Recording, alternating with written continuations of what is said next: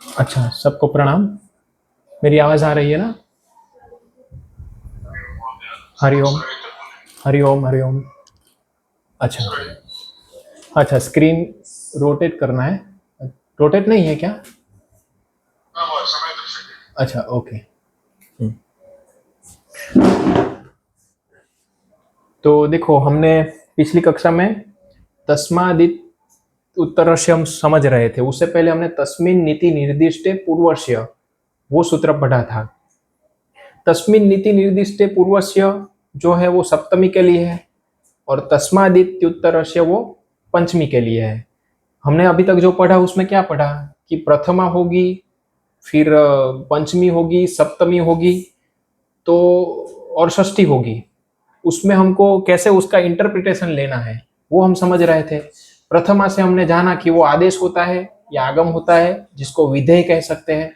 फिर हमने समझा कि षष्ठी जहां पे होगी तो वहां पे हमको के स्थान पे वो लेना है, और वो स्थानीय हुआ है, इस तरीके से इंटरप्रिटेशन हम निकालेंगे। वो एक हुआ। फिर हम आए थे सप्तमी के ऊपर कि सप्तमी का इंटरप्रिटेशन हमको कैसा करना है। तो सप्तमी में के लिए सूत्र बना है तस्मिन नीति निर्दिष्टे पूर्वस्य, यानी कि सप्तमी में जो स्थित जो जो कार्य सप्तमी में कहा गया है सूत्र में, जो भी सूत्र में सप्तमी जहां पे प्रयोग की गई है सूत्र में, तो सप्तमी में निर्दिष्ट कहा गया जो कार्य है वो सप्तमी के अव्यवहित पूर्व में, तस्मिन नीति निर्दिष्ट पूर्व से बताता है कि पूर्व में सप्तमी जहां पे है उसकी अव्यवहित पूर्व में हमको कार्य करना है। तो हम सप्तमी ढूंढेंगे और उसके अव्यवहित पूर्व में काम करेंगे। तो ये परिभाषाएं हमको वो बताती है कि जो हम वहां पे कार्य करने जा रहे हैं, जो स्थान तो हमको मिल गया, तो षष्ठी स्थान योगा से हमको पूरे की पूरी जगह पे वो कार्य हो रहा है। तो फिर ये सब परिभाषा हमको मदद करती है कि सप्तमी बताती है कि राइट जाए या लेफ्ट जाए, तो वो बताती है कि लेफ्ट की ओर सप्तमी की मतलब पूर्व से में काम करो। पंचमी होगी तो वो बताएगी कि आप इस ओर मोड़ते, राइट ओर, यानी कि इस ओर, यानी कि पर में, यानी कि उत्तर में कार्य करो। तो ये जो पंचमी और सप्तमी है ना, वो एक दूसरे के मतलब इस ये जो सूत्र है एक दूसरे के साम सामने आपको दिखेंगे कि सप्तमी में जो बताया हुआ कार्य है वो पूर्व में होता है, सप्तमी ढूंढेंगे उसकी पूर्व में वो कार्य करवाएगा, और जो आप पंचमी ढूंढेंगे वो तस्मादित उत्तरस्य वो आपका कार्य इस ओर ले जाएगा। तो पूरा जो स्थान है, जो स्थान हमको मिलेगा षष्ठी का, या सूत्र में पर्टिकुलर बता ही दिया गया है वो तो बात अलग है, अगर नहीं बताया है तो हम के स्थान पे करते हुए इसको ढूंढेंगे।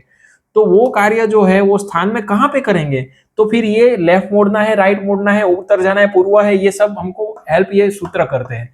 तो पंचमी में निर्दिष्ट कार्य हमको इस तरीके से हमको उत्तर में करवाता है, और सप्तमी ढूंढते हुए वो कार्य हमको सप्तमी हमको पूर्व में कराती है।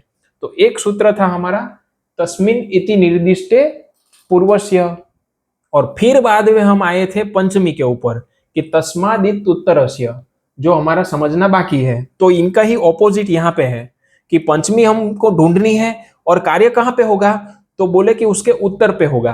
तो उत्तर से हमको ये उत्तर में जो बैठा होगा वो स्थान मिलेगा। फिर हमको आगे सूत्र आएंगे वो बताएंगे कि चलो हमको वो तो पता चल गया है कि पूरे पार्ट में हमको राइट और मोड़ना है। फिर हमको उसमें जानना है कि उसमें तो बहुत सारे राइट में कोई जो वर्ड बैठा है उसमें पूरे शब्द हो गए, तो उसमें यहाँ पे करना है, यहाँ पे करना है, या पूरे के स्थान पे करना है, वो सब सूत्र बाद में आते हैं। तो अभी तक जो हमने समझा वहां तक किसी को कोई डाउट? सबको याद आ रहा है कि हमने क्या किया था, क्योंकि एक वीक हो गया।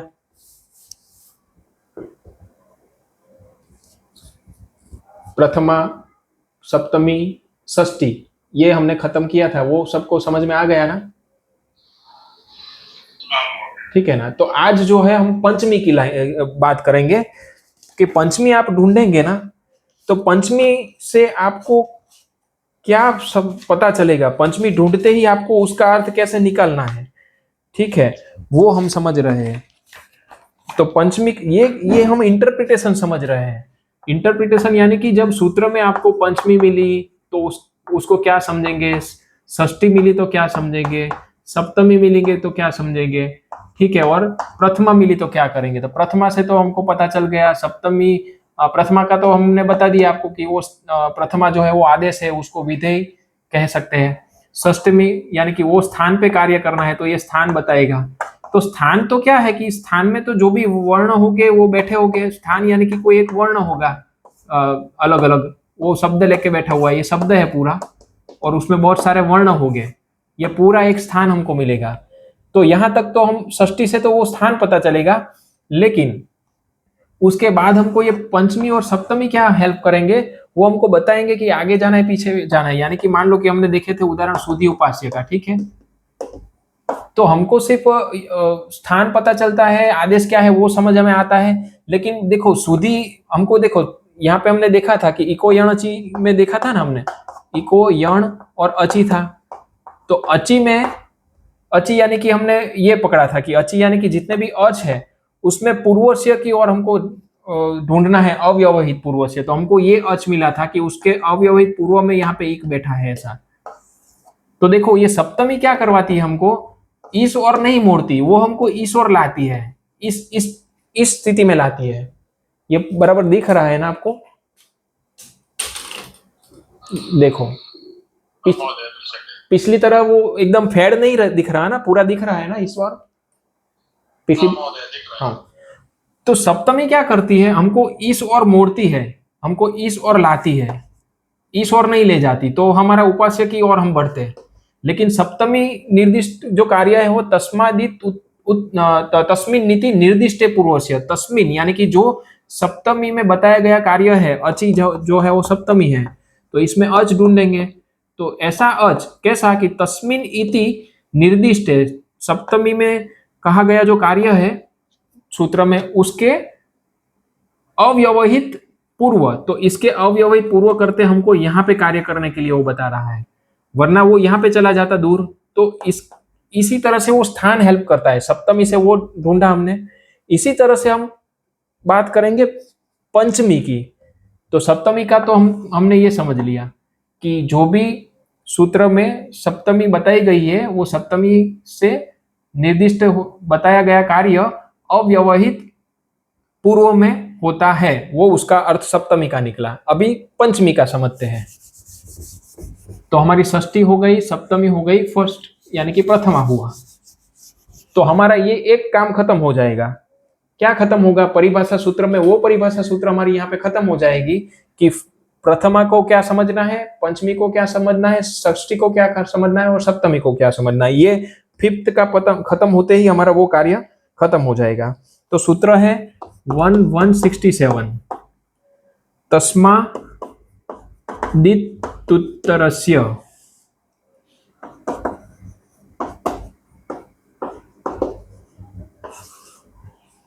तो ये अगर आप उसको अलग करेंगे तो पता चलेगा कि तस्मात् इति, ठीक है, तस्मादित उत्तरस्य, और जो इसके ऊपर जो सूत्र है ना तस्मिन नीति निर्दिष्ट पूर्वस्य, वहां से निर्दिष्ट की अनुवृत्ति आती है। यानी कि ये निर्दिष्ट जो बना है वो नीर नाम का उपसर्ग है, द्रुस धातु है, ठीक है, और त प्रत्यय है। तो द्रुस यानी कि निरंतर, ये इसका उच्चारण, नीर यानी कि निरंतर और द्रुस यानी कि उच्चारण। तो ऐसी स्थिति उच्चारण की कि जो निरंतर उच्चारण, ये निरंतर उच्चारण की बात हो रही है, ऐसा इसका अर्थ निर्दिष्ट का होता है।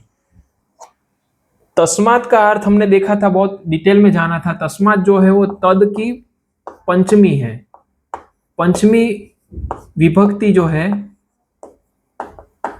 वहां पे ये तस्मात, तद का पंचमी तस्मात हुआ। तो ये सूत्र ऐसा बताता है कि पंचमी विभक्ति जो भी सूत्र में है वो वाला पार्ट। तो ये पूरा तस्मात इति शब्द इसीलिए करवाया गया है। इति यानी कि जो तस्मात जो है उसमें आप यहाँ पे तकार, सकार, मकार, आकार और तकार इस तरीके से अनुवृत्ति ना ले, लेकिन इसका अर्थ की ओर ले कि मतलब कि जहां जहां पे भी सप्तमी उपयोग हुई है ऐसा वाला अर्थ आप ले, इसीलिए ये इति वर्ण को शब्द को यहाँ पे लिया गया है। क्योंकि इति क्या करता है, जो शब्द है उसको अर्थ में और अर्थ को शब्द में कन्वर्ट करता है। जो ओम है, ओम, तो मांडुक्य उपनिषद में आपने देखा होगा कि पूरा मांडुक्य उपनिषद हमारे ये ओम पे है, ठीक है।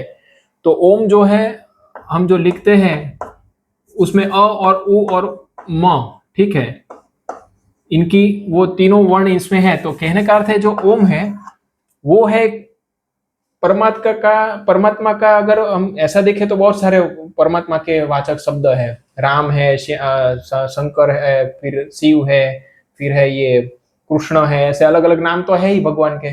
लेकिन वो कोई नाम को वेदों ने भगवान का एक परमात्मा का अगर कोई शब्द बताया गया हो तो ओम बताया गया है। मांडुक्य उपनिषद पूरा ये ओमकार पे है। तो भगवान का अगर कोई शब्द में अगर उसका वाचक बताया हो तो देखो योग शास्त्र में भी बताया गया है, तस्य वाचक प्रणव, ये प्रणव का जो नाद है वही उसको वाचक, वही ये ओमकार जो है वही भगवान है, उसका स्वरूप दिया गया है। तो जो ओम है, ओम जो वर्ण है ओम के, वो शब्द हुए, लेकिन उसका अर्थ क्या हुआ? तो उसका अर्थ हुआ ब्रह्मा। आप समझ पा रहे हो ना, दो चीज रहती है, एक शब्द रहता है, एक अर्थ रहता है। जैसे हमने बताया था आगे भी बहुत सारी बार कि भाई वृक्ष बोलते हैं तो वृक्ष की अनुवृत्ति जो है वो शब्द हुए, और जो हमारे दिमाग में जो रहते हैं वो अर्थ हुआ। तो ओम में भी ऐसा है कि ओम जो अगर किसी को, देखो राम को भगवान का स्वरूप वो शब्द को नहीं दिया गया, कृष्ण को नहीं दिया गया। वेद में क्या कहा गया कि ओमकार है, वो जो ओम का जो शब्द है वो ओमकार को अगर शब्द में, किसी भगवान को अगर शब्द में निरूपण करना हो तो क्या करेंगे? तो बोले कि ओम, कि ओम जो शब्द है वो भगवान का वाचक शब्द है, तस्य वाचकः प्रणवः। योग में ये पतंजलि ऋषि मुनि इस तरीके से उनका निरूपण करते हैं। वेदों में भी ओमकार में इसी तरीके का निरूपण मिलता है। मांडुक्य उपनिषद पूरा ओमकार पे है। तो ये शब्द स्वरूप हुआ। भगवान का अगर शब्द के स्वरूप में अगर निरूपण करना हो तो ओम है। तो भगवान का शब्द का स्वरूप ओम है, तो वो ओम का अर्थ क्या है? तो अर्थ हुआ ब्रह्मा। तो ये दोनों अलग चीज है। उसी तरह से तस्माद इति में क्या होता है कि जब हमको अर्थ लेना है या अर्थ में बात कर रहे हैं, वो कहां पे होगी? व्यवहार में अर्थ में बात होगी। व्यवहार में हम वृक्ष बोलेंगे तो आपको वृक्ष की अनुवृत्ति दिमाग में नहीं आती, वृक्ष का पेड़ नजर में आता है। कोई भी बात हम करेंगे, टेबल, कुर्सी, चेयर, फिर कोई भी आपको भौतिक जितनी भी शब्द राशि दिख रही है हमारी यहाँ पे व्याकरण में, वो शब्द राशि का जब भी आपको प्रयोजन व्यवहार में करेंगे तो आपके दिमाग में ये सब जो जितने भी शब्द राशि बोलते ही आपके दिमाग में वो अर्थ आता है।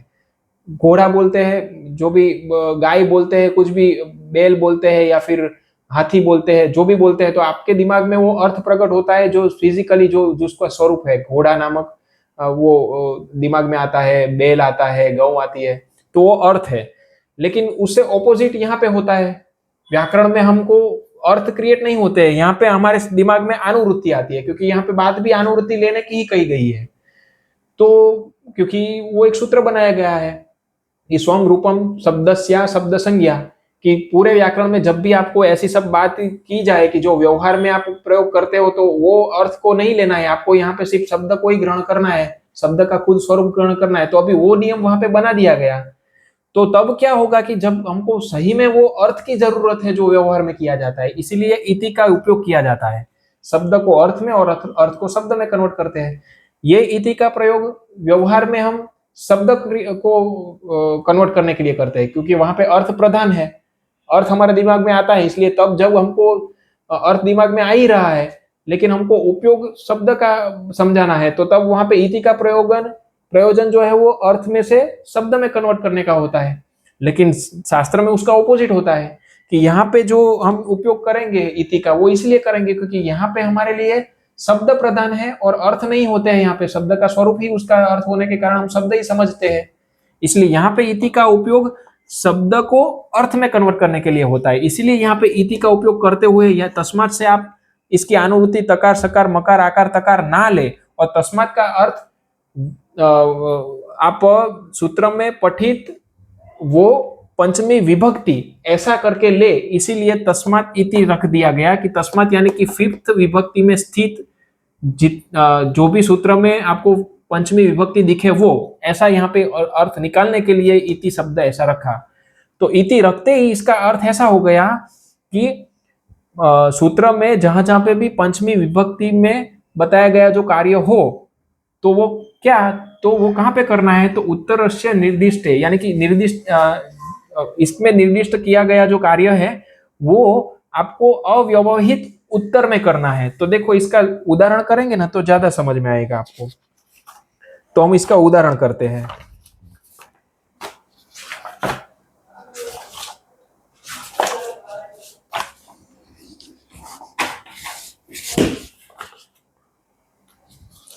पहले तो हमने जो अभी तक जो बताया वो समझ में आया कि हम क्या समझा रहे हैं। ये तस्मादिति उत्तरस्य में जो बताया वो समझ में आया सबको। सूत्र क्या कह रहा है कि उत्तर में कार्य करना, वहां तक है ना। हाँ, तो देखो अभी अभी हम उसको प्रैक्टिकली देखते हैं।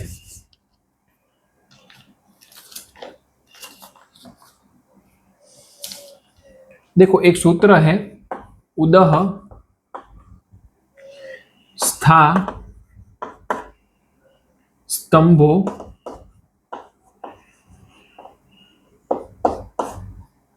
पूर्वस्य। अच्छा, दूसरी एक चीज मैं आपको बता दूं कि आपको जब भी नया नया सूत्र यहाँ पे दिखे तो आपको घबरा नहीं जाना है कि ये सब हमारा तो अभी तो संज्ञा प्रकरण चल रहा है, हम थोड़ा थोड़ा समझ रहे हैं, तो ये नए नए सूत्र हमारे लिए एक बॉम्ब की तरह दिख रहे हैं। तो ऐसा मत समझेगा। ये जो सूत्र जो हम लेते रहते हैं ना, वो जो कॉन्सेप्ट हमको समझना है उसके लिए है। तो आपको ऐसा नहीं समझना है कि अभी तो हमारा शुरू हुआ है तो ये कुछ हार्ड हमको लग रहा है। आपको ये हार्ड अभी लग रहा होगा, मगर हमारा ये प्रयोजन जो नए नए जो सूत्र यहाँ पे आपको दिखेंगे, वो प्रयोजन हमारा आपको वो कॉन्सेप्ट समझाना है कि जो कॉन्सेप्ट के हिसाब से हमको यहाँ पे पढ़ना है। क्योंकि कॉन्सेप्ट क्लियर होगा तो आगे सूत्र आपको ऑटोमेटिक आ जाए, इसलिए ये सब आपको नए ना लगना चाहिए। अगर आप ये सूत्र आपको नहीं आता है तो आपको घबराना नहीं है। इनका उपयोग सिर्फ हम यहाँ पे उदाहरण के लिए करते हैं, ताकि आप वो उदाहरण के जरिए आप हम जो समझाना चाहते हैं वो समझ पाए। तो हो सकता है कि ऐसे सूत्र आपके सार्वधातुक प्रक्रिया में कहीं पे ये नहीं आया हो, तो आपको ऐसा नहीं समझना है कि सार्वधातुक प्रक्रिया में ऐसा तो कुछ आया नहीं है, तो हमारे लिए तो ये प्रकरण तो अभी हम शुरू ही कर रहे हैं, हमने तो अभी तक अंक कार्य में प्रवेश ही नहीं किया है। वो तो कितना दूर है, उससे पहले तो हम ये भूमिका तैयार कर रहे हैं। क्योंकि मैं चाहता हूं कि हमारा जो बेस है वो एकदम बराबर तैयार हो एक एक सूत्र का। क्योंकि घर बनाएंगे तो ऊपर का घर तो आपको दिखेगा, मेन उसकी जो है जड़, वो उसका जो प्लिंथ एंड फाउंडेशन है वो महत्व का है। तो प्लिंथ एंड फाउंडेशन आपका प्रॉपर हो, इसलिए ये सब यहाँ पे हम कर रहे हैं। तो टाइम लगेगा, आप ऐसा मान के चलो, तो उसमें कोई आपको चिंता करने की जरूरत नहीं, भले थोड़ा टाइम लगे, लेकिन इस पूरा सूत्र समझ लेंगे ना तो जहां जहां पे भी उसका अर्थ करना वो प्रकाशित हो जाएगा आपके वहां पे कि ओके तस्मादिति निर्दिष्ट पूर्व से इसलिए लग रहा था, इसलिए यहाँ पे सूत्र ऐसा वर्क किया। तस्मिन नीति निर्दिष्ट का अर्थ यहाँ पे निकल रहा है, यहाँ पे षष्ठी स्थान योगा हो रहा है, वो सब आपको ऑटोमेटिक धीरे धीरे वो ये आ जाए, इसलिए ये जरूरी है। तो ऐसा मत समझिएगा कि ये सब तो कुछ नया आ रहा है तो आपको घबराना नहीं है। ये ना आए तो भी चिंता नहीं करना है, आपको सिर्फ कॉन्सेप्ट समझना है कि जो हम समझ रहे हैं उत्तर का अर्थ कैसे निकला, तो वो बराबर इसमें बैठ रहा है कि नहीं, वो समझाने के लिए सब हमारी मेहनत है। ठीक है, तो वो हम समझते हैं। तो देखो ये सूत्र ऐसा कहता है, ये जो उदह है ना, वो उदह जो है, उदह है, ये है पंचमी विभक्ति का एक वचन का है। ठीक है, और फिर ये स्था स्तंभो पूर्वस्य। तो स्था और स्तंभो जो है, ये दो जो है स्था स्तंभो, तो ये षष्ठी विभक्ति का रूप है। ठीक है, द्विवचन का, क्योंकि ये दो स्था और स्तंभ दोनों के लिए है, तो द्विवचन में इसका प्रयोग षष्ठी षष्ठी में ये हुआ है। और पूर्वस्य वो भी है, षष्ठी ही है। ठीक है, कि पूर्वस्य कि वहां पे ये कार्य करना है। तो अभी देखो इसका अर्थ ऐसा निकलता है कि ये जो पंचमी है उदह, ठीक है, तो ये सूत्र का सामान्य सा अर्थ ऐसा निकलता है कि जो भी ये जो है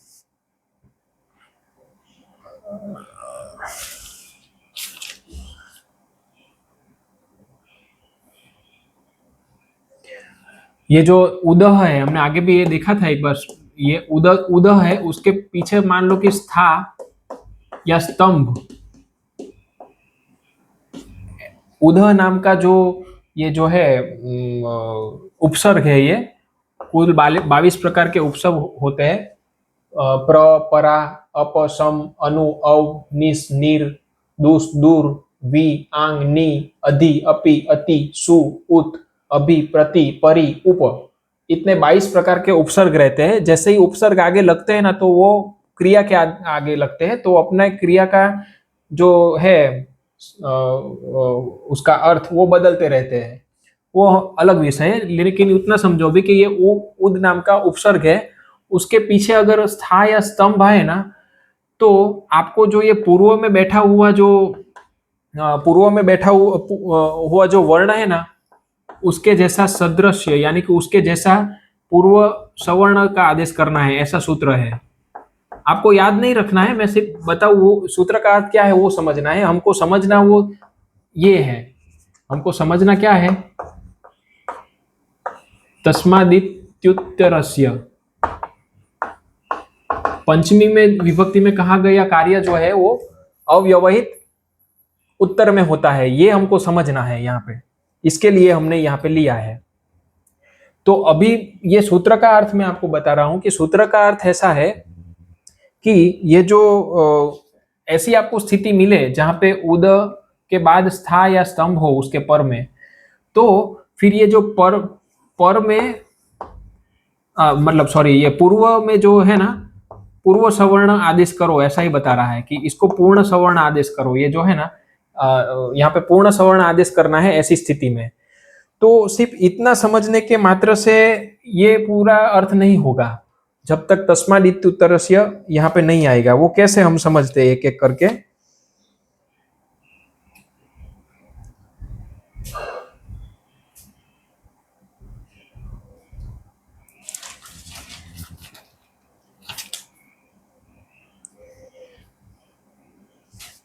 सूत्र का अर्थ सिर्फ इतना ही है। देखो हम निकालते हैं अभी। षष्ठी में हमने क्या पढ़ा था, षष्ठी में हमने क्या पढ़ा था कि षष्ठी का अर्थ हम कैसे निकालेंगे।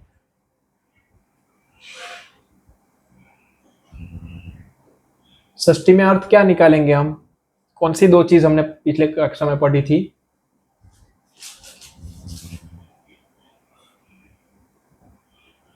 षष्ठी में जी, हाँ स्थानीय, एक तो हुआ स्थानीय, एक अर्थ निकालेंगे स्थानीय। दूसरा क्या निकालेंगे, उसमें क्या ज्वाइन करेंगे हम अर्थ निकालते समय, क्या वर्ण उसके साथ जोड़ेंगे, क्या शब्द जोड़ेंगे उसके साथ। षष्ठी जी भाविनी माता जी। हाँ हाँ जी समा काका जी, वो मेन वही है, वहां से ही इसका अर्थ होगा। षष्ठी स्थाने योगा, यानी हिंट दिया आपको, के स्थान पे ये हम लगाएंगे, के स्थान पे ऐसा लगाएंगे ना, जहां पे भी षष्ठी होगी उसके साथ हम के स्थान पे जोड़ेंगे। कहां पे, जब उनका संबंध क्लियर ना हो। तो देखो पूर्वस्य जो है ना वो विशेषण किसका है, स्था और स्तंभो, ये भी षष्ठी है, षष्ठी तो ये भी है, पूर्वस्य भी षष्ठी है और स्था स्तंभो भी षष्ठी है। तो के स्थान पे अभी देखो स्थान हमको इसमें से पता चल गया है कि हमको स्था और स्तंभो जो है वो स्थान है, वो पता चला हमको। समझ पा रहे हो ना, षष्ठी का षष्ठी स्थानीय योगा से हम वो समझ में आ गया कि स्थानीय क्या लेंगे। तो स्थानीय देखो ये दो दिख रहा है, 6 यहाँ पे भी है, 6 यहाँ पे भी है, तो ये दोनों क्राइटेरिया फुलफिल तो यहाँ पे हो रहे हैं। लेकिन के स्थान पे किस पे लगाएंगे हम, इसके स्थान पे या पूर्वस्य के, मतलब पूर्वस्य जो है वो विशेषण है स्था और स्तंभों का, तो के स्थान पे जो है ना वो पूर्वस्य को अभी लगने वाला नहीं है। क्योंकि सूत्र क्या बताता था कि जहां पे भी जो षष्ठी बताई गई है वो षष्ठी का संबंध आपको तय है तो उसको लगाना नहीं है के स्थान पर। लेकिन जहां पे भी वो संबंध जिसका दिख नहीं रहा है ना, वहां पे ही आपको के स्थान पे षष्ठी के समय पे निकालना है, डालना है। हमने वो पढ़ा था ना वो एक सूत्र हमने तब पढ़ा था उपधा वाला, उद उपधाया गोह, उसमें हमने देखा था कि उत उपधाया गोह में हम गोह में षष्ठी जो है गोह के साथ उपधाया लगा हुआ है, तो उपधा के स्थान पे हम लगा रहे हैं, क्योंकि गोह का तो मीनिंग हमको पता चल रहा है, उसका संबंध पता चल रहा है उपधा से। यहाँ पे भी ऐसा ही है कि पूर्वस्य जो है वो इसके साथ विशेषण जुड़ा हुआ है, इसलिए इसके स्थान पे नहीं, लेकिन स्था और स्तंभों के स्थान पे हम इसको लगाएंगे। इसलिए हमको ऐसे पता चल गया कि स्था और स्तंभ पे कार्य करना है। तो षष्ठी स्थाने योगा से हमको पता चला कि के स्थान पे तो स्था और स्तंभ के स्थान पे काम होगा, ये षष्ठी से पता चल गया। ठीक है, यहां तक समझ में आया ना सबको? के स्थान पे ये लिया। अभी पंचमी क्या में हेल्प करेगा? तो पंचमी क्या, अभी ये के स्थान पे पता चला कि स्था और स्तंभ के स्थान पे होता है, फिर उसका अर्थ आगे आता है, क्या होता है कि पूर्वस्य, और ऊपर से है ना वो अनुवृत्ति आते हुए वो पूर्व सवर्ण की बात करता है कि हमको सवर्ण आदेश करना है। तो पूर्व सवर्ण यानी कि उसके स्था और स्तंभों को आदेश करना है, लेकिन कैसा करना है? ये स्था और स्तंभों पे के स्थान पे काम करना है, ये स्थान पे हमको पूर्व सवर्ण आदेश करना है। सूत्र सिर्फ इतना ही हुआ, यानी कि स्था और स्तंभ को उसके पूर्व में जो सवर्ण है, तो देखो पूर्व में तो उ भी बैठा है, द भी बैठा है। ठीक है, सूत्र का तो इतना ही हुआ कि उद स्था स्तंभो पूर्वस्य, यानी कि स्था और स्तंभ के स्थान पे पूर्व में बैठे हुए उद में से हमको सवर्ण आदेश करना है यहाँ पे। तो पूर्व में तो यहाँ पे उ भी बैठा है और द भी बैठा है, तो तब जाके हमको ये यहाँ पे हमको हेल्प मिलती है कि उदह किस में है। तो बोले यहाँ पे सप्तमी नहीं है, ये तो पंचमी है भाई। पंचमी होती तो हम क्या करते कि इस तरह के आके कुछ भी कार्य करते, तस्मिन् नीति निर्दिष्ट पूर्वस्य, ऐसे होते हुए हम पूर्वस्य में इस तरीके से काम करते हैं। लेकिन यहाँ पे पंचमी है, तो सूत्र ऐसा बताता है कि पंचमी जो है तस्माद इत उत्तरस्य, तस्मात यानी कि ये पंचमी जहां जहां पे भी है इति के साथ जोड़ेंगे, तस्मात इति, यहाँ की जहां जहां पे भी सूत्र में पंचमी है वो उसके उत्तर में कार्य करो। ठीक है, तो इसके उत्तर में जैसे ही हम कार्य करने जाएंगे तो ये आया उत्तर में ये पूरा स्था, तो फिर ये पूरा जो स्था हुआ, तो स्था का हिसाब से हमने क्या लिखा, क्या गिना इसको कि षष्ठी स्थान योगा यहाँ पे आ गया, क्योंकि उत्तरस्य का अर्थ हुआ सिक्स्थ, यानी कि षष्ठी है, ये षष्ठी हुआ, तो षष्ठी आते ही षष्ठी स्थान योगा से भी यहां से भी मैच हो गया कि यहाँ पे स्थान पे काम करना है, स्था और स्तंभों में षष्ठी स्थान योगा। तो इन्हें इस और मोड़ा। तस्मादिति उत्तरस्य ने बताया कि जो भी पंचमी है उसके उत्तर में कार्य करो, तो उत्तर में देखा स्था और स्तंभ, तो उत्तरस्य शब्द आते ही, उत्तरस्य यानी कि षष्ठी, षष्ठी आते ही षष्ठी स्थान योगा ने कहा कि हाँ स्था और स्तंभ पे काम होगा, तो ये हमको पता चल गया कि ये स्थान पे काम करना है भाई।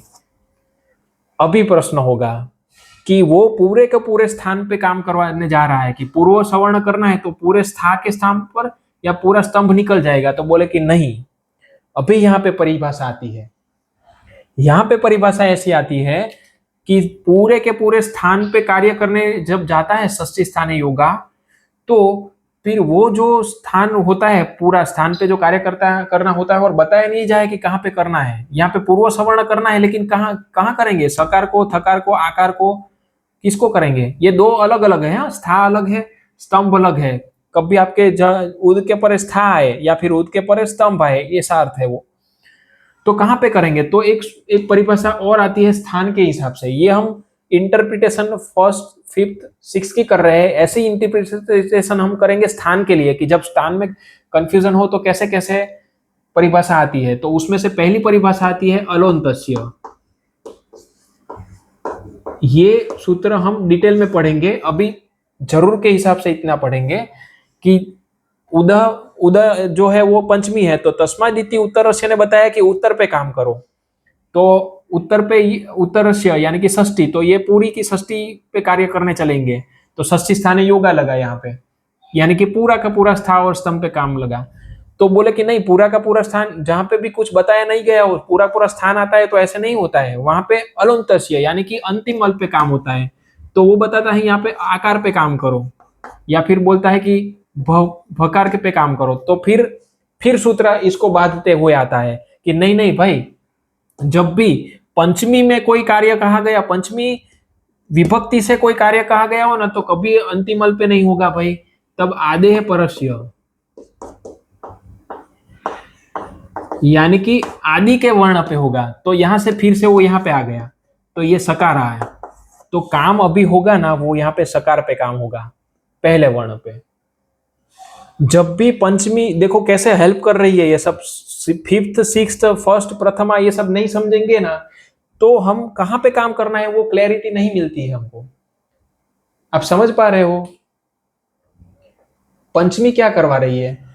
पंचमी हमको एक जगह पे ले गई कि हमको स्थावर स्तंभ पे काम करना है। फिर षष्ठी आई, क्योंकि ये तस्मादिति उत्तरस्य में उत्तरस्य जो है वो भी षष्ठी ही है, इसलिए वो षष्ठी यहाँ पे लगी। स्था और स्तंभ षष्ठी में यहाँ पे कार्य करना है, तो षष्ठी स्थानीय योगा बताएगा कि ठीक है यहाँ पे काम करो। तो ये पूरा का पूरा षष्ठी स्थानीय योगा का अर्थ पूरा का पूरा स्था पे काम करना है, पूरा का पूरा स्तंभ पे कार्य करना अर्थ है उसका। लेकिन फिर उसको अटकाने के लिए आता है सूत्र अलोन्त्यस्य, कि जब भी षष्ठी में भी कोई भी कार्य कहा जाए तो आपको सभी का सभी निकाल देना नहीं है। आपको कुछ ना बताया गया हो तो अंतिम अल ही समझना है। जैसे ही बोले कि षष्ठी स्थान योगा पे काम करना है, ये स्थान पे ये करना है, ये स्थान पे वो करना है, तो आपको अंतिम अल अंतिम में ही करना है। अंतिम अल यानी कि अंतिम वर्ण, अल यानी कि सभी वर्ण आ गए, अ इ उ से लेते हुए हल तक के, इसलिए ये सभी वर्ण, कोई भी वर्ण हो, अंत में जो भी वर्ण हो वहां पे कार्य करना है। ऐसा सूत्र षष्ठी स्थाने योगा के बाद उसको अलोन्त्यस्य ने बताया कि भाई षष्ठी में जब भी कोई कार्य बताए तो अंतिम अल पे ही होता है। फिर एक सूत्र आया कि नहीं, षष्ठी स्थाने योगा के हिसाब से आप स्थान चेक किया, स्थान मिल गया, फिर वहां पे कौन से वर्ण पे वो आपको अलोन्त्यस्य ने बताया। लेकिन जब पंचमी विभक्ति का कोई सूत्र हो ना, तो अंतिम अल पे करना ही नहीं है हमको। आदि के वर्ण यहाँ पे मतलब आगे आधे है परस्य, इसके आदि के वर्ण को ही करना है। तो यहाँ पे स्था में आदि क्या है? सकार, और यहाँ पे आदि क्या है? यहाँ पे भी सकार। तो ये सूत्र का अर्थ ऐसा हुआ कि उदह प्लस था प्लस स्तंभ में जो पूर्व सवर्ण करना है ना, ये पूर्व सवर्ण यानी कि पूर्व में बैठा ये वर्ण है ना, उसका जैसा यहाँ पे आदेश करना है, तो इसमें सकार को करेंगे या थकार को, तो उसमें पसंदगी होगी सकार की।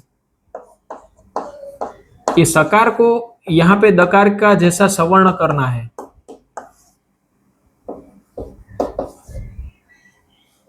समझ में आ रहा है? ये थोड़ा कॉम्प्लिकेशन लगेगा आपको। इसके बाद और एक सूत्र करेंगे, वहां पे भी हमको थोड़ी क्लैरिटी और होगी, तो धीरे धीरे समझ जाएंगे आप। यहाँ पे आप समझ पा रहे हो या फिर से कुछ समझाऊं आपको इसमें? है ना, सही बात है। देखो इसमें आप ऐसा समझो,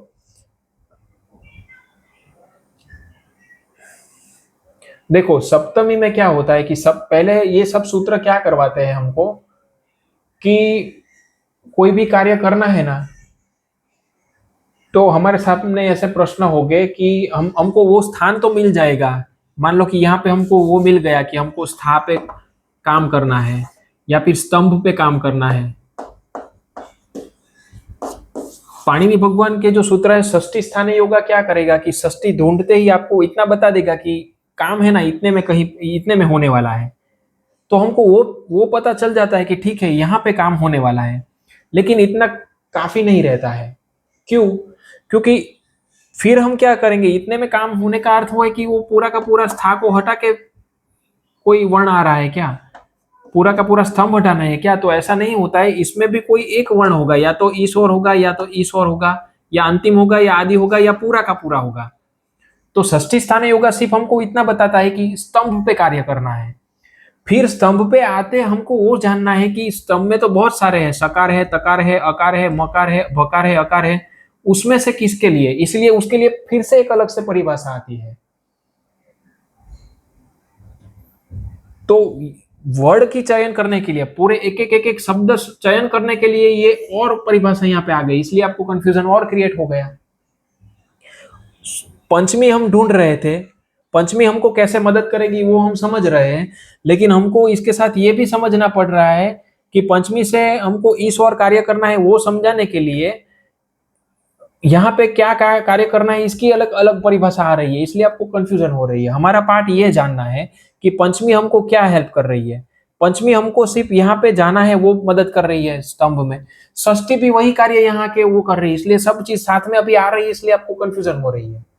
तो षष्ठी स्थानीय योगा भी बताता है कि स्था स्तंभ पे कार्य होता है, पंचमी भी बताती है कि उसके जो उत्तर में कार्य करो तो उत्तर में यही मिल रहा है। उत्तर से बोलते ही यहाँ पे भी षष्ठी स्थानीय योगा यानी कि वही मीनिंग निकलता हुआ यहाँ पे आ रहा है। तो एक चीज क्लियरिटी, पंचमी हमको बता रही है कि स्था पे काम हो रहा है, षष्ठी भी बता रही है स्था पे काम हो रहा है।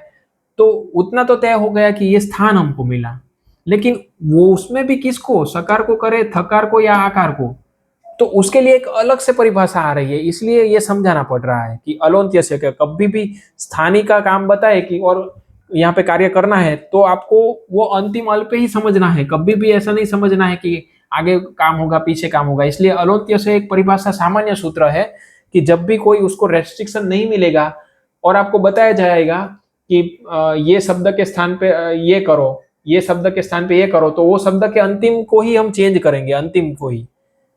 जैसे कि एक सूत्र आता है कि संयोगांतस्य लोपः, पद में बैठे अंतिम में जो संयोग रहते हैं उसका लोप करो। तो देखो सूत्र ने तो सिर्फ इतना ही बताया कि संयोग में बैठे हुए जो पदांत, पदांत में जब संयोग में अंत में बैठे हुए होते हैं कोई भी, अबाबंध, मान लो कि अबाबंध ये पद है, सूत्र ऐसा है कि संयोगांतस्य लोपः, कि जब भी कोई पद हो उसके अंत में संयोग हो तो उसका लोप कर दो। तो संयोग हो तो हम ये पूरा का पूरा लोप कर देंगे। इसलिए वहां पे भी यही परिभाषा आ रही है। इसलिए हम देखो अबाबंध में सिर्फ धकार का ही लोप करते हुए हम पद बनाते हैं अबाबंध। तो अलोन्त्यस्य का कहना यह है कि जब भी कोई भी आपको ऐसा बताया जाए षष्ठी पे, यानी कि के स्थान पे आप ये करो, तो आपको अंतिम अल पे ही काम करना है, नहीं आगे नहीं पीछे। तो संयोगांतस्य लोप ने तो इतना ही बताया कि पद पद हो उसके अंत में जब संयोग हो तो आप उसका लोप कर दो। तो उसका अर्थ तो ऐसा हुआ कि पूरा संयोग का अर्थ करते हुए उसको निकाल देंगे, तो अबाब इतना ही बनेगा।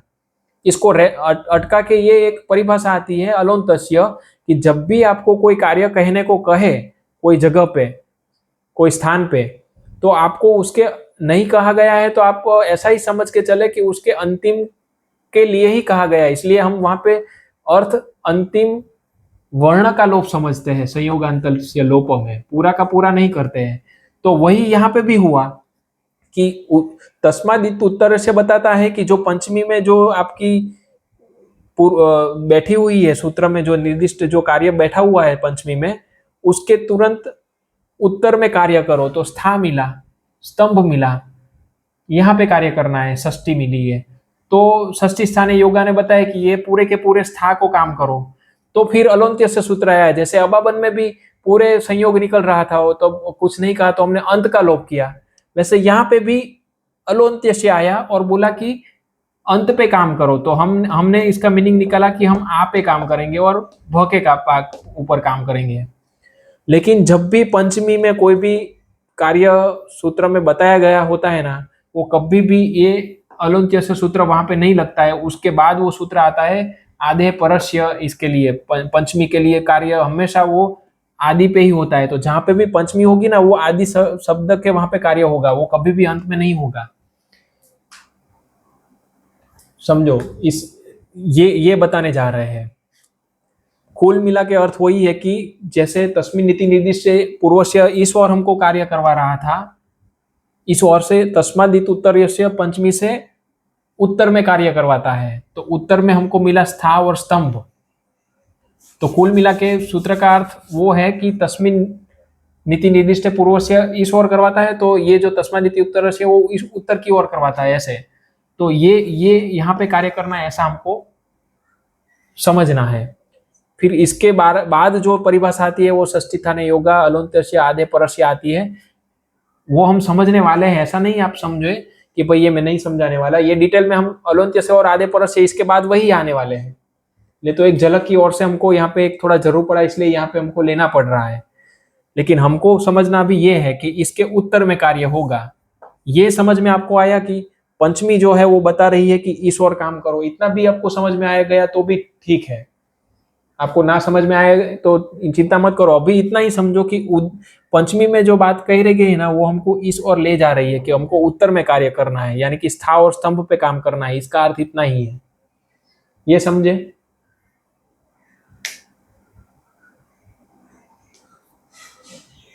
शायद आज का थोड़ा ज्यादा कंफ्यूजन वाला लग रहा है। हाँ, इसका कोई और तरीका मैं निकालूंगा, अलग अलग कैसे ये, मतलब क्योंकि इसमें बहुत सारी परिभाषा है, जब तक ये नहीं समझ पाएंगे ना आप, तब तक समझना थोड़ा डिफिकल्ट हो जाएगा। अभी आप इतना ही समझो, इसके बाद जब अंत्य से आधे परस्य, नीच, अनेकाल सर्वस्य वो सब आएगा ना, तो धीरे धीरे ये बात हम क्या कह रहे थे ना, वो ऑटोमेटिक यहाँ पे आपको समझ में आ ही जाएगी। लेकिन ये जरूरी इसलिए है क्योंकि ये एक ही है स्टेप हमारे लिए, पंचमी और सप्तमी ये दो ही आपको थोड़ी कंफ्यूजन लगेगी। प्रथमा तो समझ गए आप, षष्ठी समझ गए, तो अभी पंचमी पे ही, इसके बाद और एक उदाहरण भी लेंगे हम, एक दो और उदाहरण, तो धीरे धीरे पंचमी का क्लियर होगा, फिर ही हम आगे जाएंगे। आप ऐसा करते हैं, आज का भले आपको सेशन ये डिफिकल्ट लगा हो, अगली बार फिर भी हम यही करवाएंगे। जब तक आप ये क्लियर नहीं होगे ना, तब तक हम नहीं बढ़ेंगे, कोई चिंता का विषय नहीं है। मगर आप फ्रीली बता दो कि नहीं समझ आ रहे हैं, वरना क्या होगा कि मैं ऐसा समझ के चलता रहूंगा, आपको पता है, और हम आगे बढ़ते रहेंगे तो आपका विकास अटक जाएगा। हाँ, है ना? तकलीफ था कि हम लोग देख भी आए थे, तो आपने पहले से जो शुरू किया ना, तो वो मुझे समझ में नहीं आया, तो ये इसका गलती हमारी है कि हम पहले जल्दी अच्छा, हाँ वो मैंने नहीं देखा, ठीक कोई बात नहीं, फिर से हम करेंगे ये। हमको बहुत जल्दबाजी में चले जाने की जरूरत नहीं, हम चले जाएंगे आगे करते रहेंगे, ऐसा नहीं करना है। फिर से आपने ये षष्ठी लिया बुध प्लस हाँ हाँ दूसरा ले सकते थे, बट हाँ, एक काम करता हूँ, ये उदाहरण हम निकाल देते हैं, ये बात आपकी सही है, ये निकाल देते हैं, इसकी जगह हम लेते हैं जलोजली का उदाहरण, शायद यहाँ पे सेट होगा, वो हम देख लेंगे जलोजली हो रहा है कि, या फिर कौन सा उदाहरण हो रहा है, हम उदाहरण अलग ले लेंगे, वो जो सिंपल हो, 3 वाला हो, ये निकाल देंगे हम। ये बात आपकी सही है, इसको निकाल देते हैं हम, ये नहीं लेंगे हम, उदाहरण दूसरा ले लेंगे तो अच्छा रहेगा। तस्माद इत्युत्तरस्य में हम एक अलग से उदाहरण ले लेंगे। चलो मैं ढूंढ लूंगा इसमें कौन सा हम बैठा के करवा पाएंगे, शायद जलोजली हेल्पफुल रहेगा उसमें। लेकिन आप सोचिए, ऐसे मत सोचो कि आपने ठीक से नहीं सिखाया, अपनी गलती कर रहे हैं। नहीं ऐसा नहीं, क्योंकि ये थोड़ा मुझे आज मेरे को भी लगा कि मेरे से थोड़ा प्रॉपर नहीं हो रहा है, कई बार मुझे भी समझ में आ जाता है मेरी जो है वो, तो इसमें कोई बात नहीं, हम करेंगे इसमें, आप ऐसा मत मान के चलिएगा ये यहाँ तक हो गया, हम धीरे से जाएंगे, हम किसी को जब तक समझ में ना आए तब तक हम आगे नहीं बढ़ेंगे, उसकी चिंता मत करो, सबको आना चाहिए तभी हम आगे बढ़ेंगे, उसके बाद ही हम आगे जाएंगे। तो ये यही वैसे, हाँ जी, समर्थ क्लास में नहीं आया, हाँ समर्थ नहीं आए हैं आज, हाँ नहीं कोई बात नहीं, फिर से हम करेंगे, ये यही वाला ही टॉपिक लेंगे, अगली बार हम ये तस्मादित उत्तर से ही करेंगे। उदाहरण दूसरा मैं ढूंढ लूंगा, कोई और उदाहरण हम आपको समझा पाए, उसके बिना हम आगे नहीं जाएंगे। ये एक बार हो गए ना, देखो ये एक ही डिफिकल्ट है, वो भी आपको बता दूं, ये हो जाने के बाद हम एक एक जो बाकी के जो सूत्र है ना, वो सिंगल सिंगल ही है। ये सब सूत्र क्या कहते हैं, इन शॉर्ट आप इतना समझ लो कि परिभाषा सूत्र क्या है, वो हमको एक स्थान हेल्प करते हैं कि कहाँ पे कौन से वर्ण पे, क्योंकि हमारे पास तो बहुत बहुत सारे वर्ड्स हो गए, अंदर बहुत सारे शब्द हो गए, तो उसमें से कहाँ पे पर्टिकुलर स्पेसिफिक करवाता जा रहा है ये, कि चलो पहले यहाँ इतने सारे पूरे, एक जगह पे ऊद था, एक जगह पे स्तंभन था, तो उसमें से कहा, तो ऊद से वो लाए स्तंभन पे, स्तंभन में से फिर बहुत सारे वर्ण है, सकार है, तकार है, अकार है, उसमें से कहा, तो ये सब और परिभाषा, ऐसा करते करते हमको स्पेसिफिक एक जगह पे लाया जाता है, वहां पे कार्य करवाने के लिए, क्योंकि सूत्र सिर्फ इतना ही बताता है कि ये करो, फिर हमको इंटरप्रिटेशन से वो लाना है कि कौन सा वर्ण पे करना है, क्योंकि यहाँ पे वर्ण का भरमार पड़ा हुआ है शब्दों से। इतना समझ पा रहे हो परिभाषा का कार्य क्या है, वो समझ पा रहे हो आप, परिभाषा का कार्य क्या हो रहा है?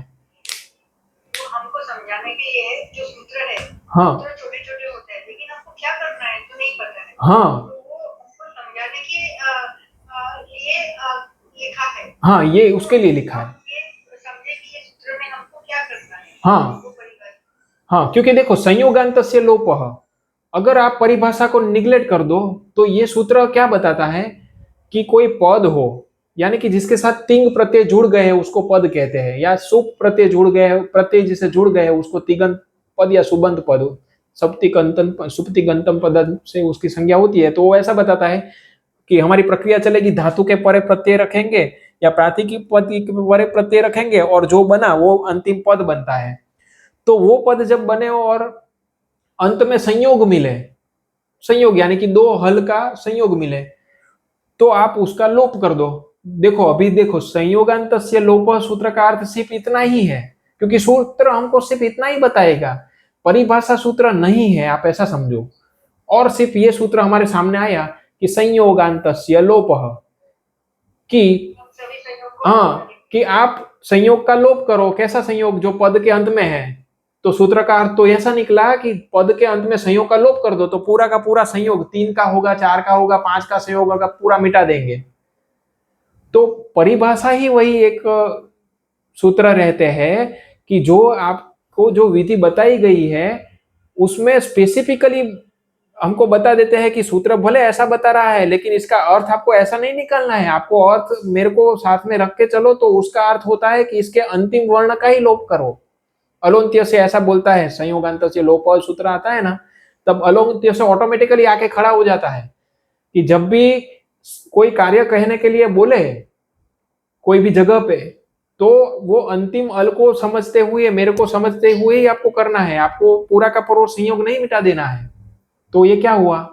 ये हुआ कि विधि सूत्र जो बताते हैं वो पूरा नहीं बताते हैं, वो सिर्फ बता के छोड़ देते हैं। बाकी का हमको परिभाषा से उठाना पड़ता है कि यहाँ पे कौन सी परिभाषा लगी। जो नहीं लगाएंगे तो पूरा अर्थ का अनर्थ हो जाएगा। हमको सूत्र का अर्थ नहीं डालना है, सूत्र के अर्थ के साथ परिभाषा इसके साथ क्या ज्वाइन हुई है वो लगानी भी है।